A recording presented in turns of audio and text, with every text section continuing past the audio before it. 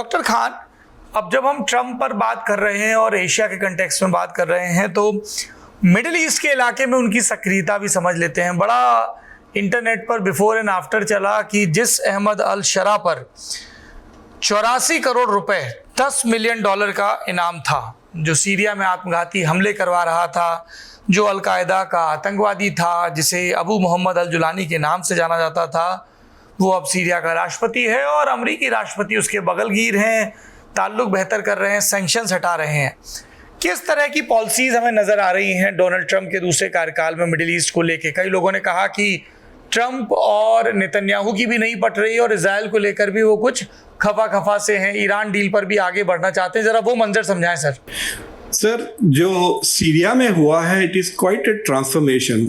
मतलब वो शख्स गया from being an al Qaeda supporter to becoming the president of Syria, और अमेरिका के प्रेसिडेंट के साथ और MBS मोहम्मद बिन सलमान जो सऊदी अरेबिया के डिफैक्टो रूलर है, उनके साथ वो शोल्डर टू शोल्डर खड़ा रह गया। So it is like a major shift. लेकिन ये जो शिफ्ट हुआ है सीरिया में, यू कैन सी कि उसकी जो स्ट्रेटेजिक कॉन्सिक्वेंसेस हैं कि Syria has gone from being the client of Iran to the client of Turkey.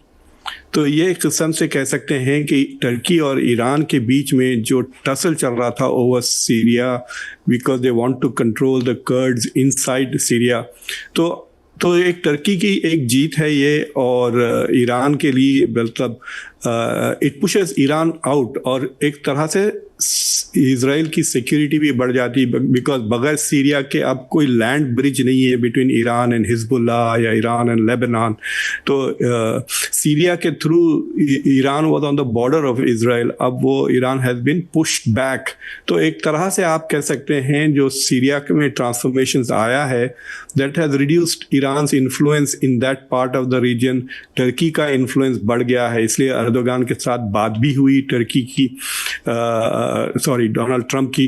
तो एक वो तब्दीली आई। लेकिन जो पिछले 2-3 हफ्तों में एक बहुत ही इंटरेस्टिंग चेंज आया है, जिसे मैंने अपने शो पर भी कहा कि दिस सीम्स टू बी कि ट्रंप एडमिनिस्ट्रेशन के अंदर अमेरिका फर्स्ट वर्सेस इजराइल फर्स्टर्स के बीच में एक किस्म सा सिविल वॉर चल रही है।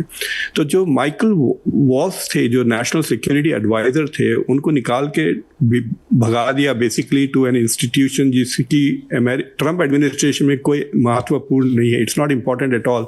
UN को भेजा दिया एज एन एम्बेसडर।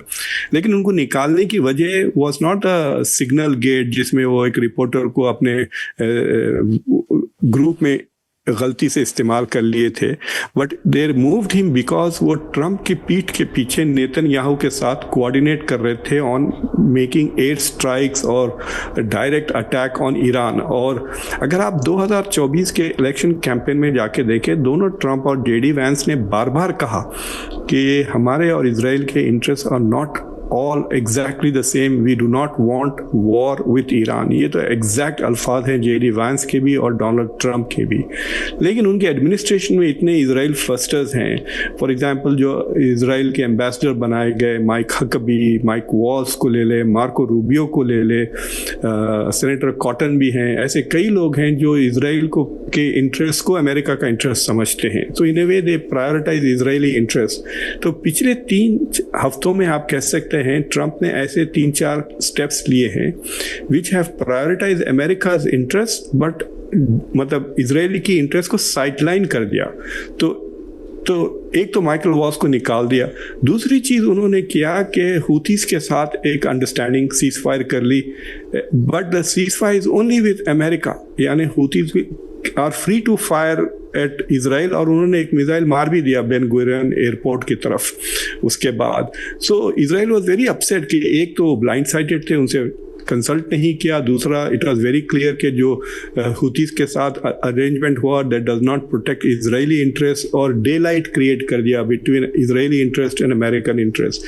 फिर जो ईरान वो आए थे, नेतन्याहू जो सेकेंड टाइम जब आए थे डोनाल्ड ट्रंप से मिलने, he wanted support of US on attacking Iran. वो ईरान पे डायरेक्ट हमला करके उसके न्यूक्लियर फैसिलिटीज़ को तबाह करना चाहते हैं, जो वो माइकल वॉल्स के साथ जो कोऑर्डिनेट कर रहे थे। लेकिन ट्रंप ने उनको सरप्राइज कर दिया और गाजा का वो जो हवाई ख्वाब है उनका to make it a riviera, he revealed that, but he also announced कि मैं जो है सो ईरान के साथ नेगोशिएशन शुरू कर रहा हूँ, विच वॉज, अगर आपको याद है जब ओबामा ने शुरू किया था तो नेतन्याहू ने इतना धूम कर दिया था, अमेरिका की पार्लियामेंट में आके ओबामा को ह्यूमिलिएट कर दिया था नेतन्याहू ने, लेकिन अब ऐसा कोई रिस्पॉन्स नहीं कर सके वो। तो वहाँ पे एक जो ईरान के साथ जो नेगोशिएशंस चल रहे हैं वो इट अपीयर्स एज इफ 2015 की जो JCPO अग्रीमेंट थी ओबामा की is going to look exactly like that, लेकिन ट्रंप विल क्लेम कि ये बहुत ज़बरदस्त चीज़ है क्योंकि नेतन्याहू चाहते हैं कि ईरान के पास पीसफुल टेक्नोलॉजी भी ना रहे nuclear, but what Trump is moving towards is कि खाली वेपनाइजेशन ना हो और थोड़ा बहुत यूरेनियम प्यूरिफिकेशन कम कर दें, but they can have a peaceful process. तो यहाँ पर भी अमेरिका का इंटरेस्ट आगे और इजरायली डिमांड्स और इंटरेस्ट को पीछे रख दिया। जो तीसरी उन्होंने कदम उठाई जिससे आप देख सकते हैं कि मिडल ईस्ट में Donald Trump is diverging from Netanyahu, is जो बाइडन ने जो प्रपोजल किया था कि एब्राहमिक अकॉर्ड्स को एडवांस करके सऊदी अरेबिया को इंक्लूड करें, तो उन्होंने 2-3 चीज़ें डैंगल की थी, जिसमें एक था कि सिविलियन न्यूक्लियर प्रोग्राम हम सऊदी अरेबिया को देंगे if Saudi Arabia normalises relations with Israel, और एक सिक्योरिटी गारंटी। लेकिन ट्रंप ने पहली बार ऐसी अरेंजमेंट की है कि without normalisation he is open the door for Saudi civil nuclear programme. और एक छोटा और एक चीज़ ये उन्होंने किया कि जो हमास के साथ डायरेक्ट नेगोशिएट करके जो आखिरी अमेरिकन हॉस्टेज था उसको भी छुड़ा लिया। सो एक तरह से एक 3 हफ्ते में एक मेजर 3-4 स्टेप्स डोनाल्ड ट्रंप ने ले लिए, विच शोज कि ही is moving away from Netanyahu, और पर्सनली भी उनसे बात ही नहीं कर रहे हैं।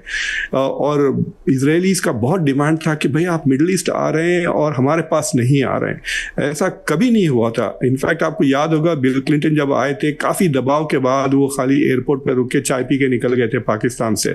तो they wanted something like that कि वापसी में डोनाल्ड ट्रंप एटलीस्ट रुक जाएं थोड़ी देर के लिए, नेतन्याहू से मिल लें। He is not doing that at all. और जिस तरह से जो बॉडी लैंग्वेज उनकी और जिस तरह से वो रिएक्ट कर रहे हैं to the Middle East culture, जिस तरह से वो आप देख रहे हैं, it looks as if he is very happy, he is enjoying himself very much. ये कल्चर और इस तरह से a mixture of business and family and authoritarianism उनके मतलब it is to his taste. So it is upsetting a lot of Republicans. कल ही कुछ पूरे के पूरे रिपब्लिकन कांग्रेसमैन और पूरे के पूरे सेनेटर सिवाय एक सेनेटर रैंड पॉल के एक लेटर लिख के भेजे कि डोनाल्ड ट्रंप को basically advocating the Israeli position के Iran should have zero nuclear access to nuclear technology, and they are saying कि JCPO की तरह we should not have a weak deal जो डोनाल्ड ट्रंप ने खुद तोड़ा था। So in that sense it is very clear कि इसलिए मैं आपको जब पहली बार भी जब बात कर रहा था, आई थिंक कि intuitively he zeroed in on what he thinks is America first, और इतना he's become so good at intuitively figuring out कि अमेरिका के लिए क्या बेहतर है कि वो इजराइल की he has decolonized himself from Israeli occupation। यहाँ तो हम कहते हैं ना कि America is under Israeli occupation mentally और स्ट्रेटेजिकली, तो he is showing an independence जो कोई American president George H. Bush के बाद से नहीं दिखाया।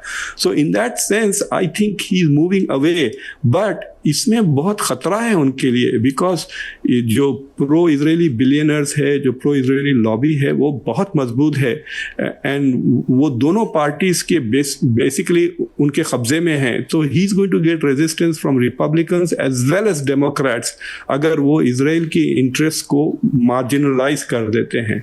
तो सो द क्वेश्चन इज के Trump is going to try to see कि कितना मुझे फ्रीडम मिल सकता है एक्शन का, and he is going to keep pushing that। और एक फाइनल चीज़ ये मैं बताऊंगा कि he is having lots of trouble on the domestic front। अब फॉर एग्जांपल जो उनकी हियरिंग्स चल रहे हैं इमिग्रेशन को लेकर सुप्रीम कोर्ट में, where he is trying to become free of the judges के जो restraints आ रहे हैं, अभी तक उनके खिलाफ 39 ऐसे restraints जजेस ने डाल दिए हैं जो he is not able to push his domestic policy, immigration policy, और फिर जो बजट वो पुश करना चाह रहे हैं उसके खिलाफ भी सम रिपब्लिकन्स खुद वॉल स्ट्रीट जर्नल में वगैरह आर्टिकल्स लिख रहे हैं, न्यूयॉर्क टाइम्स में, कि ही इज अटैकिंग मेडिकेयर और जो वेलफेयर के जो प्रोग्राम्स है अमेरिका में, जिसके वजह से अगर वो उसको छूते हैं तो रिपब्लिकन पार्टी वाइप आउट हो जाएगी 2026 में और सेनेट चला जाएगा जहां पे सिर्फ एक सीट का एडवांटेज है उनको।